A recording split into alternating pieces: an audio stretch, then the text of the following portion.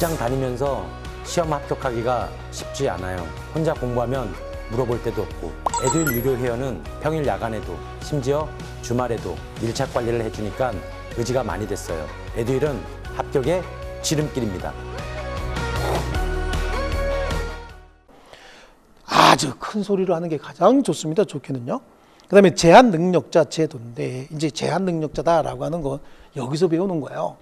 여기서 권리 능력자, 출생해서 살아있는 사람들 다 의사 능력자, 이 의사 능력은 민법에 규정은 없어요. 하지만 우리 판례가 인정을 하고 의사 능력이 없는 자가 한 행위는 전부 무효다, 이렇게 접근을 하고 있어요.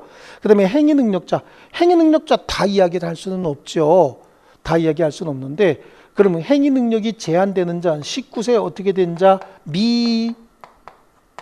19세 미만 자, 19세 이상자를 뭐라고 불러요? 성년자라고 불러요.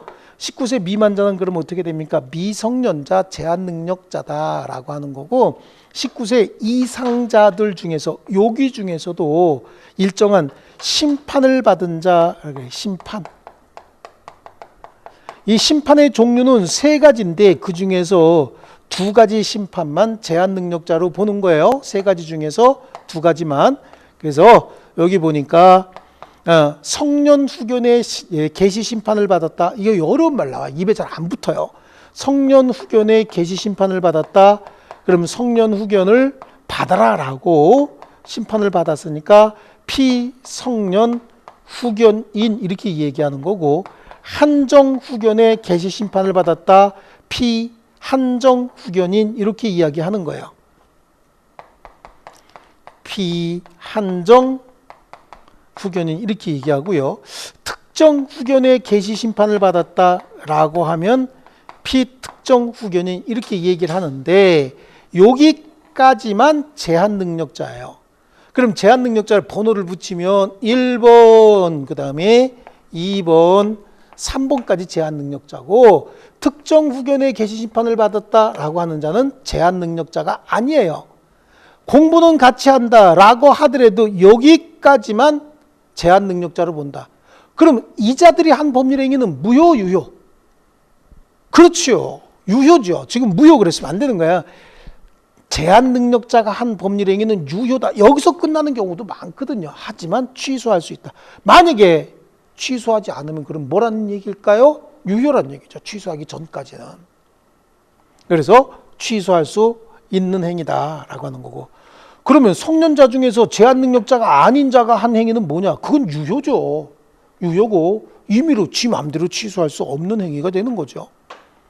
그래서 이 권리 능력자를 다, 행위 능력자를 다 공부할 수는 없어요.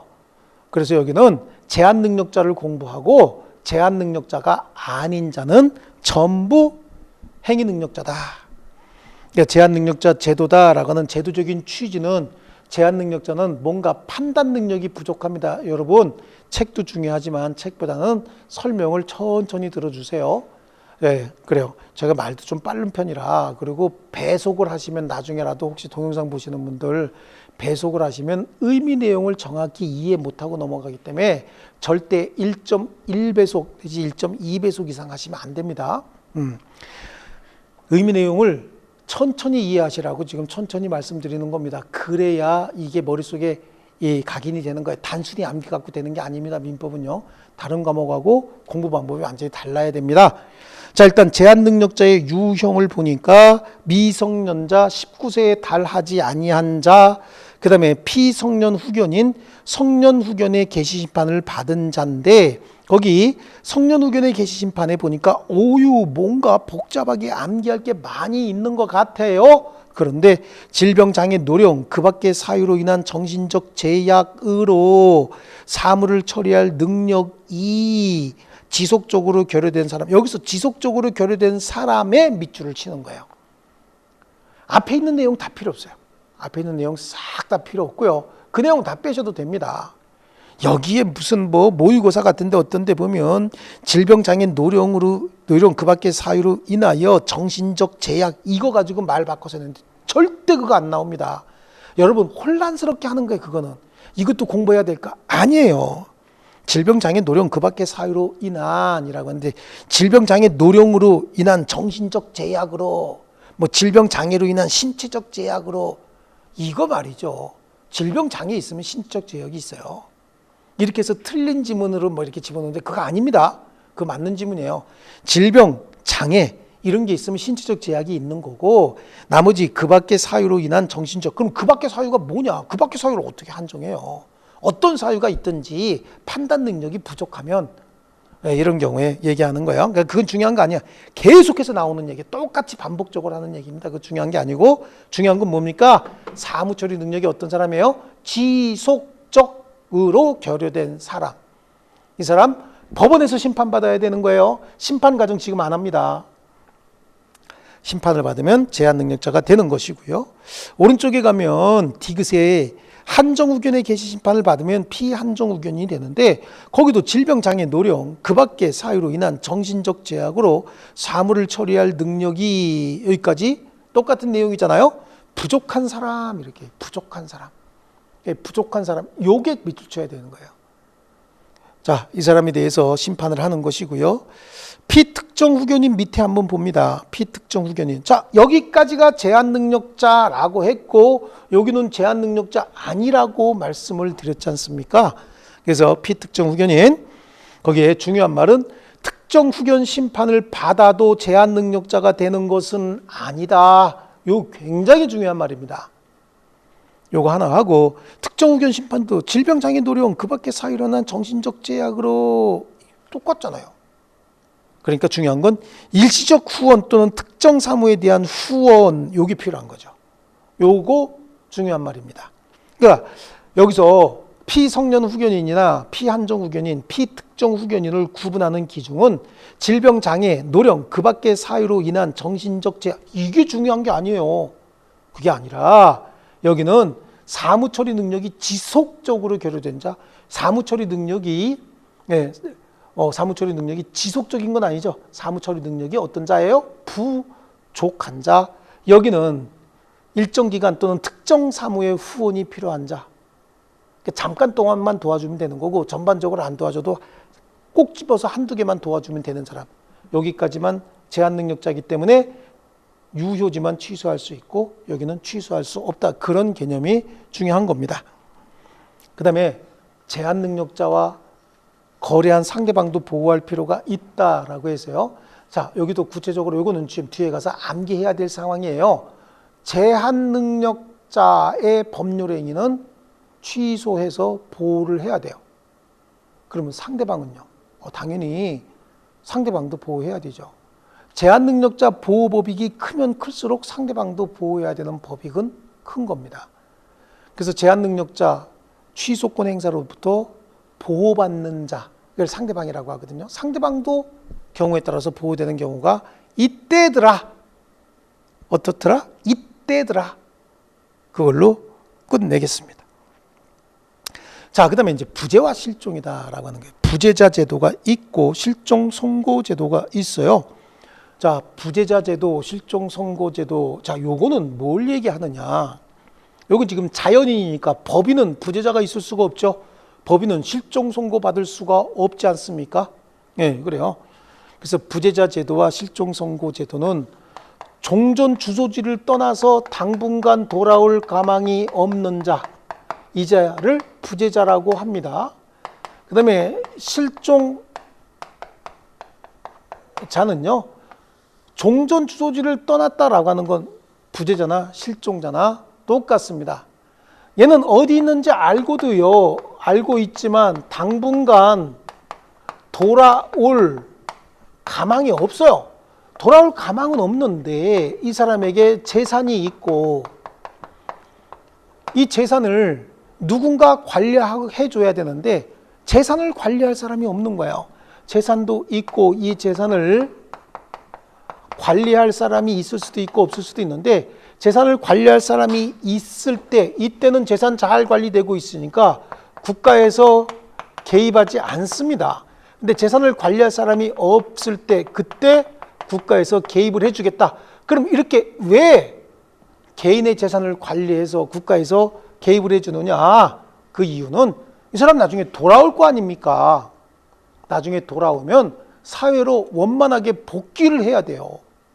복귀를 해야 되는데 이 사람의 재산을 누군가가 다 뭐 하이에나들처럼 다 뜯어먹었다는 거야. 하나도 안 남아있다.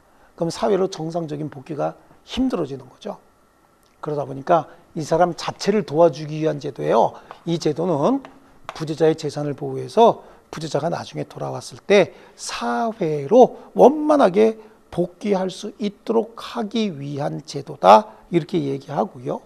그럼 실종자는요, 이 부재자의 생사가 불분명해요. 생사가 불분명한 상태가 일정 기간 동안 지속이 됩니다. 일정 기간 동안 지속이 된다. 그러면 생사 불분명자가 일정 기간 동안 지속이 되면, 자, 우리 살아있을 생존 가능성이 떨어지는 거죠. 이때 생존 가능성이 떨어진 사람들, 즉 실종자와 여러 가지 사회적 이해관계를 맺은 사람들이 많이 있죠. 그 사람들이 누구야? 그렇죠. 이해관계인, 잔존 배우자와 이해관계인. 자, 여기서 우리가 하나 생각해 볼게요. 생존 가능성이 떨어지고 오랜 기간 동안 연락이 전혀 안 되고 생사도 불분명하고 이 사람을 보호해야 됩니까? 이 사람과 여러 가지 이해관계를 가지고 남아있는 주변 사람들, 이런 사람들을 보호해야 됩니까? 그렇죠. 당연히 생사 불분명 상태에서 연락도 안 되는 이 사람을 보호하기보다는 잔존 배우자, 기타 이해관계자를 보호해서 사회 경제적인 충격을 최소화해야 되겠지요. 그래서 운영하는 게 실종 선고제도인 거죠. 이런 경우에 이해관계인 검사 등이 청구하면 가정법원에 의해서 실종 선고를 하게 돼요. 실종 선고를 하게 되면은 요 일정 기간이라 그랬잖아요. 이 기간이 만료된 날로부터 소급해서, 선고 시점이 아니에요. 기간이, 요것도 또 헷갈리실라. 선고하게 되면 기간이 만료된 때로 소급해서 사망으로 간주해 주는 제도다. 그래. 사망으로 간주하는 이유는 뭐야? 재산관계, 상속, 승계 이런 것들을 통해서 거래관계를 완벽하게 마무리 짓겠다라고 하는 정도고요. 구체적인 내용은 지금 보실 필요 없습니다. 그러면 이렇게 한번 해볼게요. 부재자 제도는 여기 있는 내용 정도까지만 아셔도 되는 거예요. 부재자 제도는 부재자 자신을 보살피기 위한 제도다, 도와주기 위한 제도다. 어떻게 도와주는데? 재산을 관리를 해서, 그러니까 재산 관리인이 있을 때는 국가에서 개입하지 않아요. 재산을 관리한다. 그럼 재산을 어떻게 관리하는데? 재산 관리인 선임하는 거죠. 재산 관리인 선임해서 얘가 돌아올 때까지 재산을 관리해 준다. 공짜일까요? 아니면 공짜? 무료일까요? 유료일까요? 유료예요. 그래서 국가에서 재산관리인을 선임을 해서 재산관리하게 하지만 무상은 아니다. 유상이다. 여기는요. 여기는 지금 살았는지 죽었는지도 모르는 사람 뭐 하려고 보호해요? 네, 그러니까 잔존 배우자 등을 보호하기 위해서 이 사람을 사망으로 간주해 준다. 그럼 사망으로 간주해 주면 재산관계 상속 내지는 기타 승계가 이루어지겠죠. 실종 선고제도다. 개념만 정확히 이해하시고 과정 절차 이거 지금 하면 아마 다음 시간에 안 들어올 수도 있어요. 자, 이렇게 되면 이게 이제 자연인이 끝난 거예요. 자연인. 그 다음에 권리의 주체 이제 뭐가 남았죠? 법인이 남았죠. 법인. 자연인, 법인 남았잖아요. 이 법인은 법에 의해서 인격이 부여된 집단이다라고 해서 그걸 법인 이렇게 얘기하는 거예요. 법에 의해서 인격이 부여됐다. 그 인격이 부여됐다는 얘기는 뭘 해줬다는 얘기죠? 권리, 능력을 부여했다. 이거를 우리 법인이라고 하는 겁니다. 법률 규정으로 권리, 능력을 부여했다. 이거 법인이다. 그래요. 왜 이렇게 할까요? 그냥 자연인이 하면 될 걸 왜 이런 걸 만들어서 우리 민법 공부할 걸 이렇게 많이 만들어 놨을까요? 골치 아프게. 그래요. 필요성이 있어서 이게 만드는 거죠. 이때 이제 이 법인의 종류는 굉장히 다양한데 일단은 비영리가 있고요. 영리법인이 있어요. 영리법인. 이 영리법인을 우리는 상사법인이다 이렇게 얘기를 하죠. 자, 이 영리법인은 상법의 적용을 받아요. 상법의 적용을 받고 비영리법인이 민법의 적용을 받아요. 그럼 비영리법인은 사단법인이 있고 재단법인이 있어요. 그럼 민법상 법인의 사단법인은 그랬더니 사단법인은 영리 사단법인도 있어요. 그 다음에 비영리 사단법인이 있는데 영리 사단법인 주식회사 이런 거예요. 그러니까 이거는 우리 민법의 적용 대상이 아니고 재단법인과 비영리 사단법인 이게 우리 민법의 적용 대상인데 재단법인은요 말 그대로 재단법인은 비영리밖에 없어요. 영리 재단법인은 있을 수가 없습니다. 자, 여기도 이제 우리 재밌게 한번 들어볼게요. 사단법인은 뭐냐? 사람들의 집합체인 거예요. 사람들의 집합체. 재단법인은요 재산의 집합체예요. 그러니까 사단법인을 설립을 하려면 사람들을 모아요. 사람들을 모아요. 그래서 여러 사람이 모여서 우리 이런 일을 좀 하자. 그 일이 뭐냐? 비영리란 얘기입니다. 이런 일을 하자. 그 모인 사람들을 뭐라고 얘기하냐면 발기인.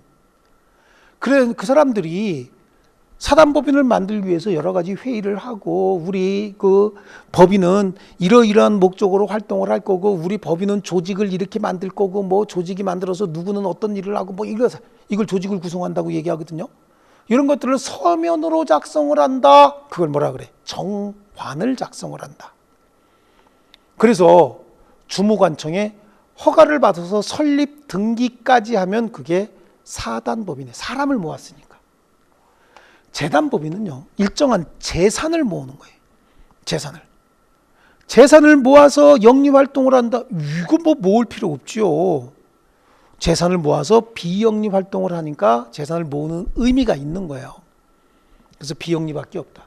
재산을 모아서 그 재산을 어떤 목적으로 쓰겠다라고 작성하는 걸 정관이라고 하고 그래서 그 정관에 정해진 특별한 사업을 하기 위해서 만들어낸 게 재단법인인데 그러면 뭐 사단법인은 어떤 필요성에 의해서 만들어지느냐? 예를 들어서 말이죠. 여러분하고 나하고 사단법인을 하나 만드는데 사단법인 만들기 싫어. 그러니까 그냥 우리끼리 여기서 모여서 야, 우리 다 같이 움직이는 거야. 그래. 그리고 우리 뭐 할까? 요즘에 뭐 BTS인가요? 뭐 빌보드 차트 1위도 올라가고 그랬으니까 걔들이 추는 춤을 좀 배우자. 그랬대요. 뭐 춤. 그래? 그럼 춤을 배우는데 그 춤을 진짜 잘 추는 사람이 저기 있는데 그 사람한테 하루에 4시간 수업을 들으려면 50만 원을 줘야 된다. 100만 원 줘야 된다. 뭐 이렇게 한번 생각해 보자고요. 우리가 이제 한 50명이에요.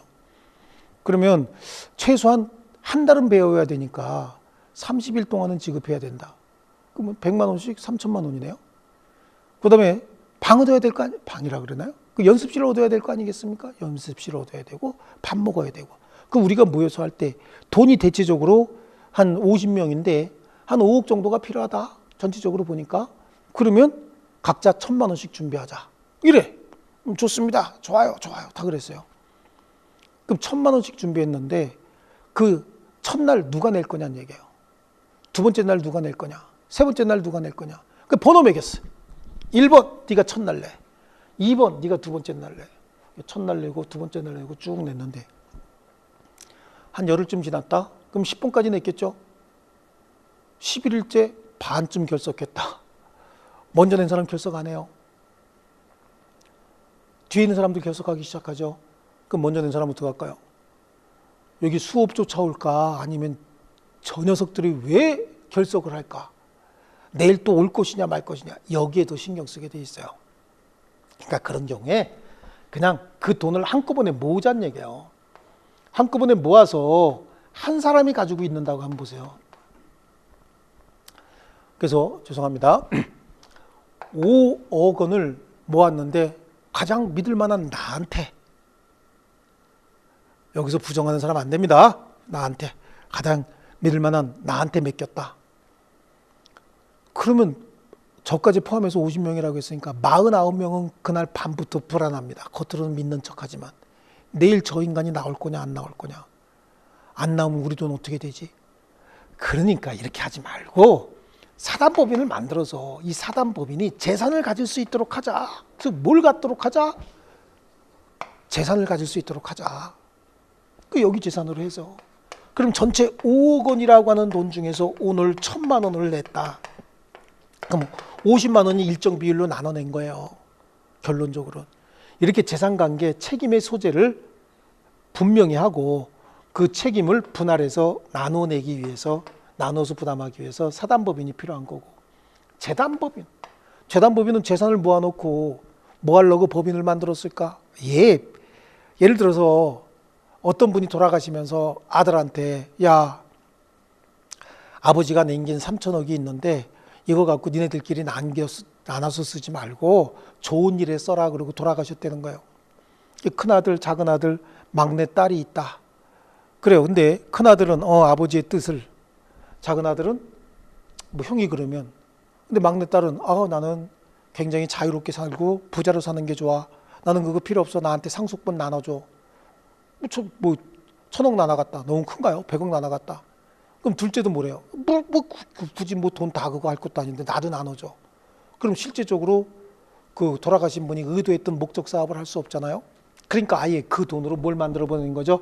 재단법인을 만들어서 재단법인의 재산을 만들어 버리는 거예요. 그리고 돌아가셨어도 재단법인의 재산이니까 상속이 됩니까? 안 됩니까? 안 됩니다. 그럼 장기적 사업의 영속성을 계속해서 유지할 수 있다. 이 어려운 말인 거예요. 지금 여기서 설명을 했고 이제 앞으로 그러면 사단법인은 왜 필요하냐? 재단법인은 왜 필요하냐라고 하는 게 시험에 나오지 않더라도 개념적으로 사단법인이 그래서 재단법인이 그래서 필요하구나라고 하는 건 전체적인 공부하는 데 많은 도움이 될 거예요. 자, 그럼 이제 일단 법인의 성립 여기서부터는 또 잠시 쉬었다가 계속하겠습니다. 조금 쉬겠습니다.